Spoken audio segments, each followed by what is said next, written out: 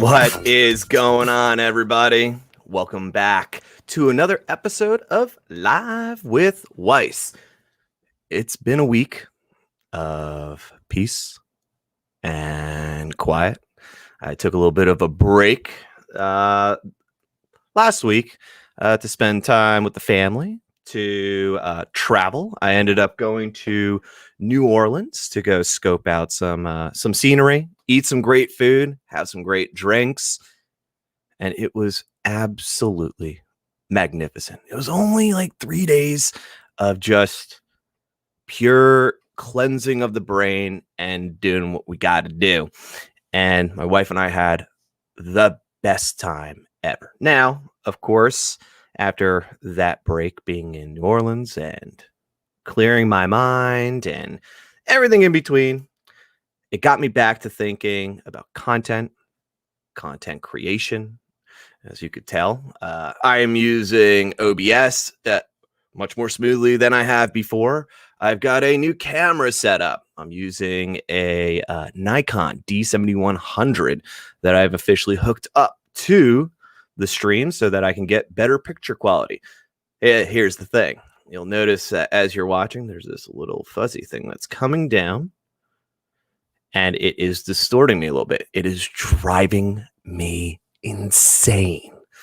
But that's okay. You know, you're going to keep on learning. You're going to keep on growing. You're going to keep on figuring out everything that's going on within your stream, within everything that you're producing, and so forth. As you can tell, new hat as well. I'm a hat guy. So for those of you that are watching, you've got gear and you want to send me a new hat, put it in the comments. I'll send you some information. You can toss a hat over. Free advertising right here on my forehead. But let's get into it, everybody. You know, after this break, I've been thinking a lot about content creation and getting in there and adding some new things. And I think one of the most important things that we can start kicking off this new session for myself and for everybody else is getting back into the sales enablement world.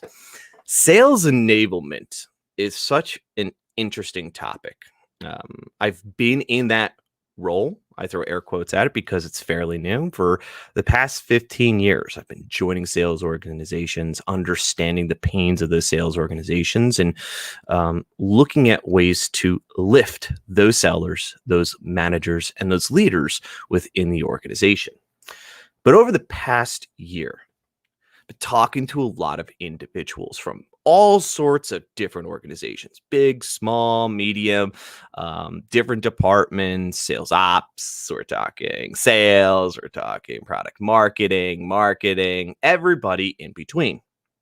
I've been noticing an interesting trend that I need to share with everybody here. And I think it's important that we tackle this trend, but more importantly, understand as leaders, as people who are paving the way for sales enablement, we need to come to this realization once again and see what's going on and bring something forward, establishing sales enablement in this huge landscape. Earlier, I called it sales enablement as air quotes because it is a fairly new concept. It is something where, every organization thinks it's training, thinks it's coaching, thinks it's L&D, thinks it's product marketing. And it's so amazing because over the years in talking to everybody, sales enablement is defined differently within every organization. Now, my question comes to you. Is that fair? Is that right for representatives like myself and thousands of others out there in the sales enablement world to really not have a solidified place within an organization? Now, I'm not saying every organization hasn't solidified it. There's some that have really taken strides and leaps and bounds to create this insane environment for enablement to thrive and for it to grow the way it needs to. But there are a lot of organizations, unfortunately, that don't exactly understand what enablement is and what its functions are. And as representatives and leaders of sales enablement, we need to put our foot down. And that is why I labeled this sales enablement, drawing the line. We need to take ourselves for a moment in each organization that we join, in every organization that we speak to, and we need to start to define and start to show how enablement actually works within an organization. It's amazing to me that organizations just look as enablement as primarily onboarding, as an example. Onboarding. We need to upgrade our onboarding. We need to continue to strive and push our onboarding process. It's onboarding. And I listen to these conversations, and I'm a part of these conversations. But here's the thing. We're not just onboarding. We are a whole slew of different things. And there's a couple things from an enablement perspective that we need to bring to organizations today. Whether if you're a part of an organization and you represent enablement, or you're going to be joining an organization and starting enablement, you need to begin to draw the line. That line has a couple things that are going to make you successful in assuring that enablement is established appropriately within an organization. And the very first thing that I want to talk about, without a doubt, is standing strong, right? What ends up happening at many organizations is that, one, enablement wants to help everybody, right? That's part of the key phrasing, enablement. We need to enable people to succeed. But here's the thing, right? We cannot help everyone. Unless if you have a gigantic team that is set up in a particular way, Unfortunately, enablement is a small squad of individuals who have major tasks on their hands that they need to accomplish. But here's the thing, everyone comes at you. Everybody wants something. And when you try to help every single person, you're spreading your projects thin. You're taking on more things. And more importantly, you start to become reactive.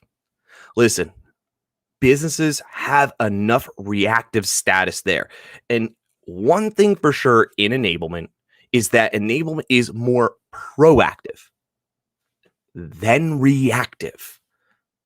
So when you stand strong, and what I mean by that is you need to be able to put your foot down and say, this is what enablement does. In order to do that, you've got to define enablement within your organization. Give it its own mission and vision. Align it with the goals of the organization. Now, if it's just sales enablement, keep it focused on sales. But if it is enablement and you have different branches of enablement, begin to define what those branches are. Put the definitions in place, in writing. This way, when someone comes up to you and they say, hey, can you do this? Does it fit in with the definition of what your job is and what your team does? There's a lot of definitions out there, but as enablement leaders, as enablement individual contributors, we need to define what enablement is in each organization. Otherwise, you're going to get stomped on. You're going to get pulled away from major projects that have major impact on different things. And in the end, you're going to be less effective and less proactive in your role. So in organizations, we've got to define it. Big thing here, the second thing, build a roadmap. So look, roadmaps are super important, and roadmaps are different for each organization. If you're part of a startup, your roadmap lasts about 6 months. If you're lucky, you might be able to get a year out if that is your set goal and you stand there strong right there. Perfect. Like totally go in there and create a year-long roadmap. But when you're part of a larger organization, your roadmap can be much more clear, much more concise. And look, the roadmap doesn't need to be insane. The roadmap needs to align with how you define enablement, what are the business goals, the KPIs that are there, and aligning it to that. And to the organization that you're supporting, especially in sales enablement, you are enabling sales, right? You want them to grow and lift through skills, through process, and through technology. So you need to build a roadmap that applies to that, so that when someone comes up to you and asks you, hey, can you do this? Does it align with your definition? And also, does it align with the roadmap?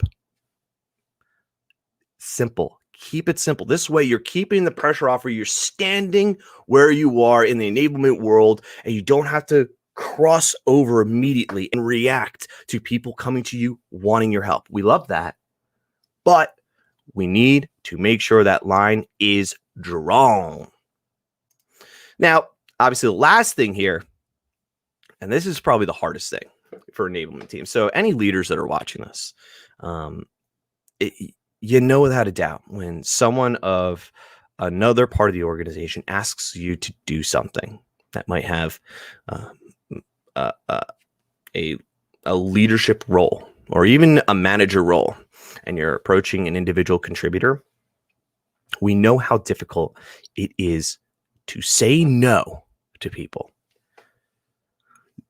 Saying no is a major asset to enablement. Remember, we are a proactive team, more proactive than reactive. Because remember, our counterpart in sales is more reactive than proactive. You need to keep that balance. And as you keep on saying yes, yes, yes, yes, yes, yes, yes, yes, yes, yes, yes, yes, yes, you're becoming more reactive and proactive. And then the mechanism does not advance. The machine that you are creating is just staying on pace. You want to be ahead of that pace. So practice by saying no. No is going to create a ton of problems. It is. Because most people, when they come to enablement or anybody else in an organization, and I'm sure people can relate to this, when you say no, that initial shock, because they're going into a meeting thinking, oh, well, I'm going to ask this person to do this. And they're definitely going to say yes. Like they're absolutely going to do it. But when they get hit with a no, it's a reality check. And they're always going to follow up with, well, why not? Well, a few things. You need to be able to back that up from an enablement perspective. You want to say no to people, you got to back it up. Just like in any other part of the organization, you got to back it up. So that clear definition, that doesn't align with us and what we do. The roadmap's defined. Listen, what you're asking for, I understand. But our roadmap has a major impact in X, Y, and Z. It's not going to fit. Let's put it into the queue. Let's reevaluate it in another quarter and see what comes up. But the answer should be no. Unless the data makes sense of what that person's asking for, that's going to lift more than what the projects you have in place. So just always remember that. Say no. Now, with saying no, you can also say yes to things. Like I said, as long as that project makes sense and it lifts, precisely, we'll definitely do it. Let's start to calculate. Let's go through the process of how we create something like this, right?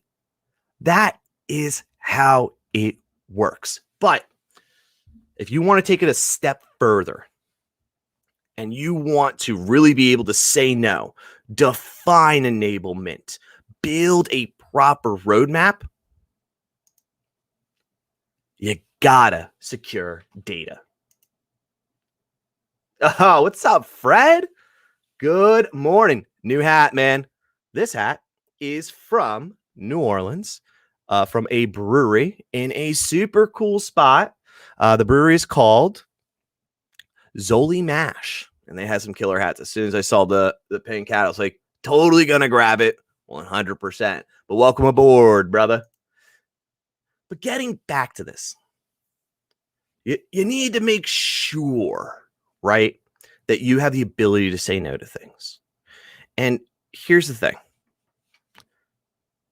I've been in these conversations with everybody and over the years and talking about enablement and talking about teams and talking about structure.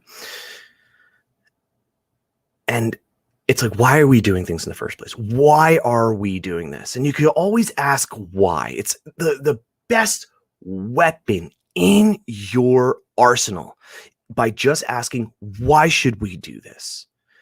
And honestly, a lot of the people I've been speaking to, the why is just, this is what was asked of us.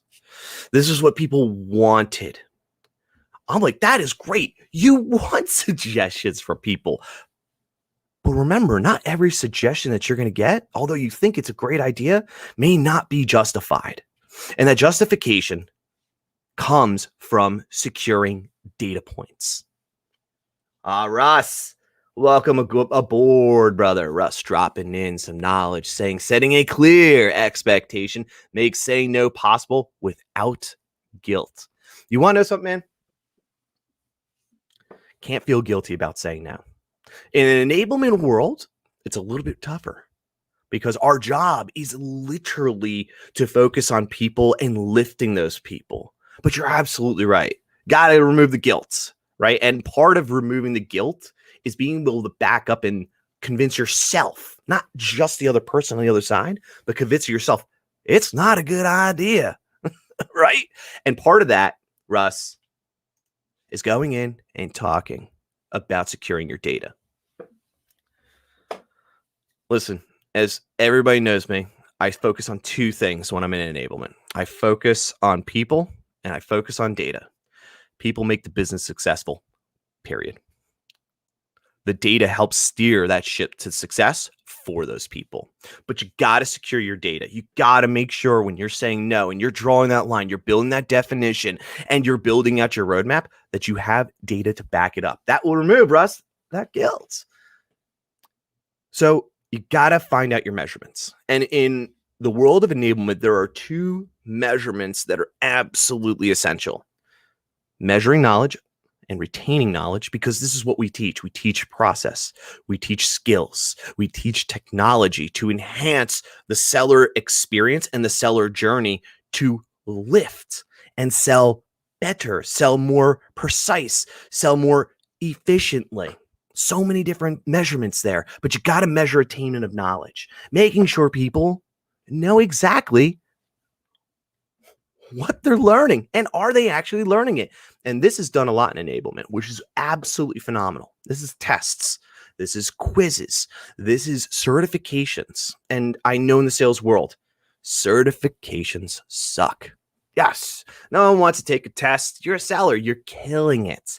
But look, from an enablement perspective, we need to make sure that knowledge is sticking. And from an enablement perspective, you got to make these tests as effective as possible. You can't just give them a 50-point doc and say, answer all these questions. You got to be methodical with it. One of the things that I do when it comes to test knowledge is, if we're learning a new skill, we're going to go in there, and that skill we're going to learn, you're going to teach it back to me. Do a pitch. Let's hear you say these skills. Let's hear you teach these skills, because you got to live what you preach, and it's got to be a back and forth. That's one of the ways in which we're measuring knowledge, and we're building out a document that tells us what that pitch sounds like. That's what that document sounds like when we're scoring X, Y, and Z. What are the points we need to hit? Because those points that you're hitting from a knowledge perspective could lift your conversion rates from stage 1 to stage 2 by 5%, helping you close out your quarter in easier fashion. But talking about conversion rates, knowledge data is so important, but you have to also measure impact. Impact in the sales enablement world is tough, right? Because we're trying to lift skills. We're trying to lift process. We're trying to lift technology. We're trying to lift these individuals so they become the best sellers they possibly can. But one thing that we miss on a regular basis that I've been seeing more and more is that knowledge of, okay, I need to measure impact. So if I present to you a workshop that enhances a skill that helps your conversion rates from stage 2 to stage 3, this will help you close out your quarter at 100%. It will lift your closing percentage. It will lift your prospecting percentages. That is how you measure impact, because if you're introducing a skill based off of a conversion of a stage, you should be able to lift that stage by a certain percentage. And if you're tracking that and you're going to introduce new skills that lift things 5, 10, 20%, when you go to say no to someone, you can simply ask them, oh, what's the impact? How does that impact your team? How does that impact the organization? And let's hear the numbers, because your roadmap is based off of measurement of knowledge and measurement of impact, right? You've built that roadmap. And now you could say no with even more confidence, because you draw on the line. The line says we're doing this. This is what we do. This is what you do. But the data proves that this is what we should be focusing in on, because when you do this, everything lifts. But if we try to do that, it also doesn't lift, right? We don't do as good of a job managing a team as we do lifting a team, right? So you've got to measure the impact. You've got to show how the skills that you're introducing, the things that you're introducing to your roadmap, are going to lift the organization from a numeric value. Whether if you plan on saying, hey, we're going to bring in X amount of dollars a year by lifting these percentages, you need to be able to measure that. And then the final thing is, once you have all this data, make the decisions. Build your roadmap effectively. effectively say no to people. Gives you that ability to stand where you are in that line in enablement, drawing that line, knowing what you do and what they do and where you do not cross over. You can make those decisions. It's incredible, right? Drawing a line in the sand. And this goes for any part of the organization, by the way. Like, you can look at your business and watch this video, be like, oh my God, like drawing a line for business ops, drawing a line for marketing, drawing a line for product marketing. Come on. We have to be able to draw lines. I'm not saying make silos. Oh my God. Silos. We're not saying creating silos, but we need to make sure that our jobs and responsibilities, especially in the enablement world, stay as proactive as possible with reactiveness, but more proactiveness. In order to do that, you need to put up that barrier. You need to build that roadmap. You need the data, and you got to be able to say no. If you could say no with confidence, and like Russ said, without guilt,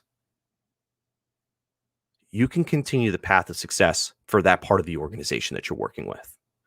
But look, I said a lot about no, and no. But sometimes we say yes. Because remember, in part of enablement, in our job, one of the biggest things that we always need to remember is that we're also huge on collaboration, right? You want buy-in on the things that you're doing and building your roadmap. You want buy-in on the data you're collecting. You want to buy-in on the changes you want to make. You just can't create something, launch it, and just expect buy-in. It's not how the human brain works. We naturally rebel against things that are different. And we especially rebel against things that honestly we don't want to change, right? So look, in the enablement world, you still need to be able to collaborate. You still need to be able to consult. Remember, you're proactive. Consultants are proactive. They look at things from an outside box. They go, hey, if you make these changes, this is what's going to happen. That is what we do. That is what enablement does. But you got to be able to collaborate. You got to win the hearts and the minds of those that you are impacting, the individual contributors and the leaders of the parts of the organization that are, one, stakeholders. Enablement has like 1,000 stakeholders. Everyone's a stakeholder in enablement. You got to narrow that down. You got to know who impacts enablement together, and then also who impacts the sales team. And you got to measure that impact. And you've got to be able to draw the line and say, hey, this is who our key stakeholders are. These are secondary stakeholders. These are third stakeholders, right? And put them down the list. Because eventually, everyone wants a piece of you. Know who your key stakeholders are. And then listen to their pains. Been in a lot of conversations with enablement over the past year.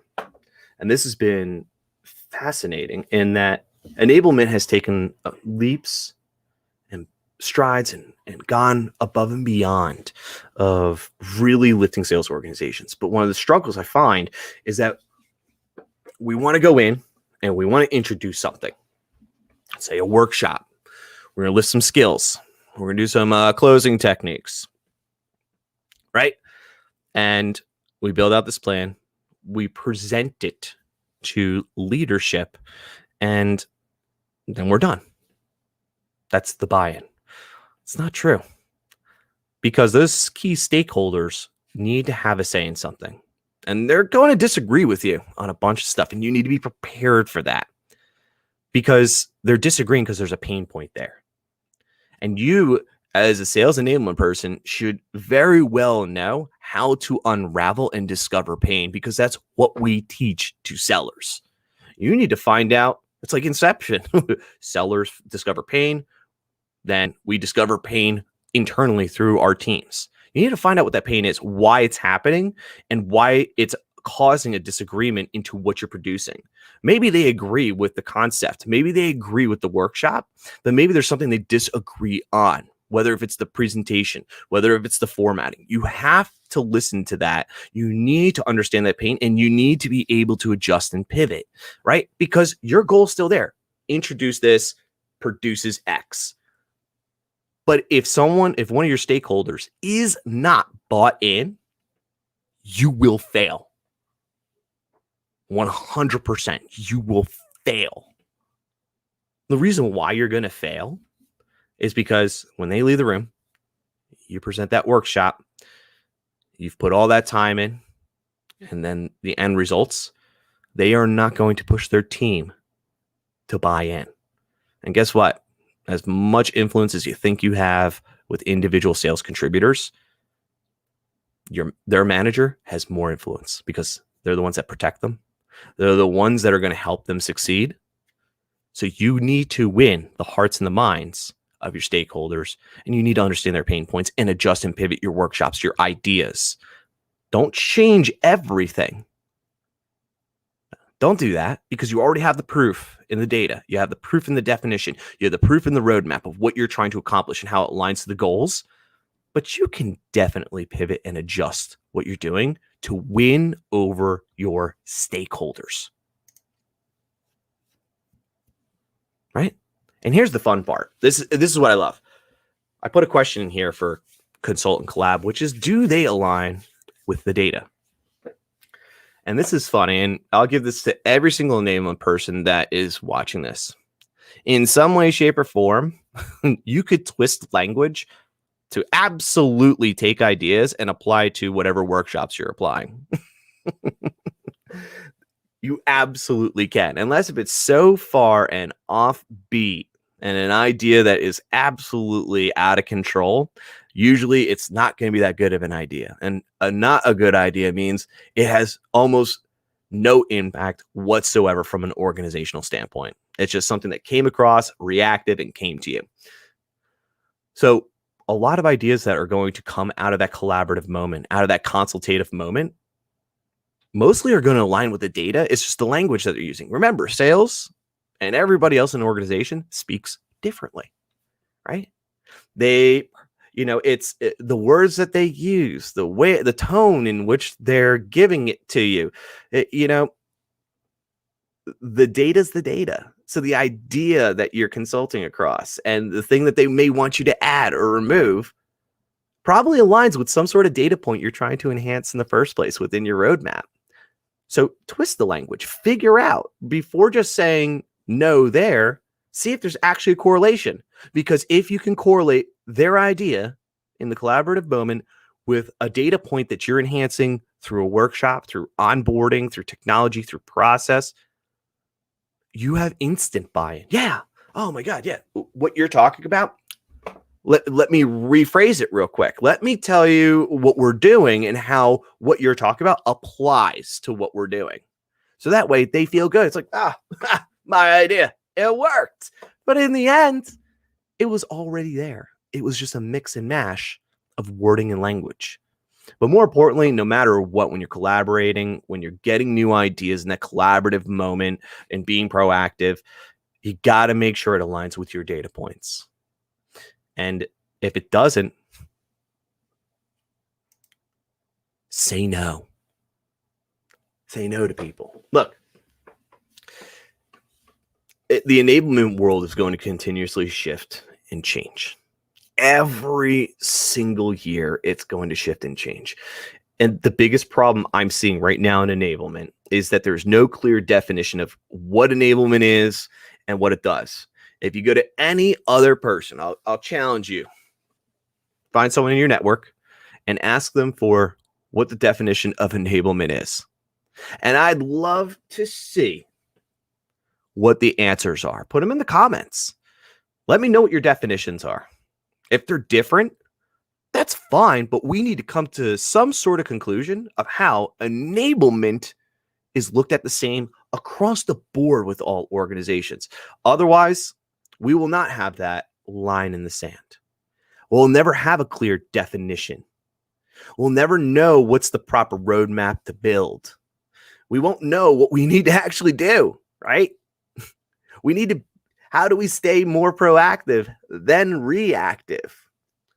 And look, as long as we work together on this and we influence each other within this network of enablers, we can define this.